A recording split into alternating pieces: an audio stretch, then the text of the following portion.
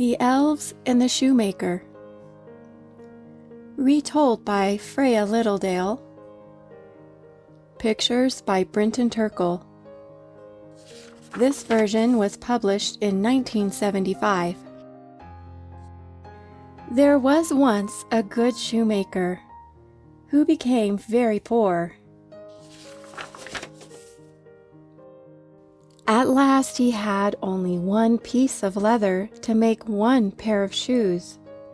"Well," said the shoemaker to his wife, "I will cut the leather tonight and make the shoes in the morning."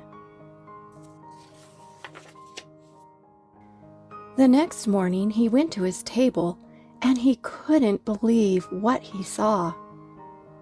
The leather was polished, the sewing was done, and there was a fine pair of shoes. Not one stitch was out of place. "Do you see what I see?" asked the shoemaker. "Indeed I do," said his wife. "I see a fine pair of shoes." "But who could have made them?" the shoemaker said. "It's just like magic," said his wife.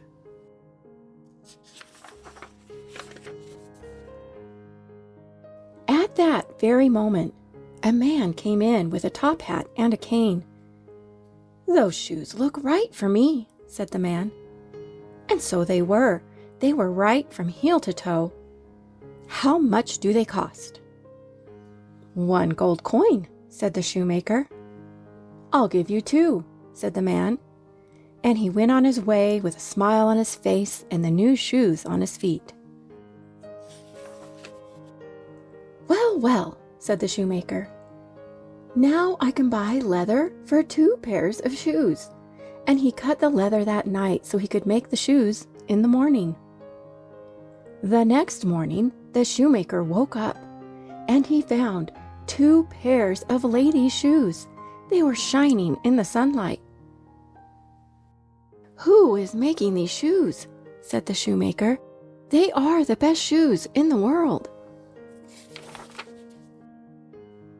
At that very moment, 2 ladies came in. They looked exactly alike. "My, what pretty shoes," said the ladies. "They will surely fit us." And the ladies were right. They gave the shoemaker 4 gold coins, and away they went. Clickety-clack, clickety-clack, in their pretty new shoes. And so it went. Every night the shoemaker cut the leather. Every morning the shoes were made. And every day more people came to buy his beautiful shoes. Just before Christmas, the shoemaker said, "Whoever is making these shoes is making us very happy." "And rich," said his wife. "Let us stay up and see who it is," the shoemaker said. "Good," said his wife. So they hid behind some coats, and they waited and waited and waited. When the clock struck 12, in came 2 little elves. "Elves!" cried the shoemaker. "Shh," said his wife. At once the elves hopped up on the table and set to work. Tap, tap went their hammers. Snip, snap went their scissors. Stitch, stitch went their needles. Their tiny fingers moved so fast, the shoemaker and his wife could hardly believe their eyes. The elves sewed and they hammered, and they didn't stop until all the shoes were finished. There were little shoes and big ones. There were white ones and black ones and brown ones. The elves lined them all in a row. Then they jumped down from the table. They ran across the room and out the door. The next morning, the wife said, "The elves have made us very happy. I want to make them happy too. They need new clothes to keep warm. So I'll make them pants and shirts and coats, and I'll knit them socks and hats. You can make them each a pair of shoes." "Yes, yes," said the shoemaker, and they went right to work. On Christmas Eve, the shoemaker left no leather on the table. He left all the pretty gifts instead. Then he and his wife hid behind the coats to see what the elves would do.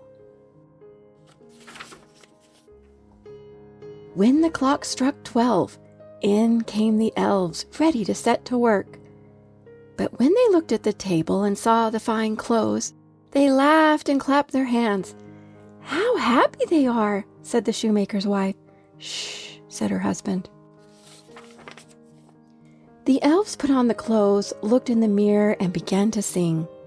"What fine and handsome elves are we! No longer cobblers we will be. From now on we'll dance and play into the woods and far away." They hopped over the table and jumped over the chairs. They skipped all around the room, danced out the door, and were never seen again. But from that night on, everything always went well for the good shoemaker and his wife.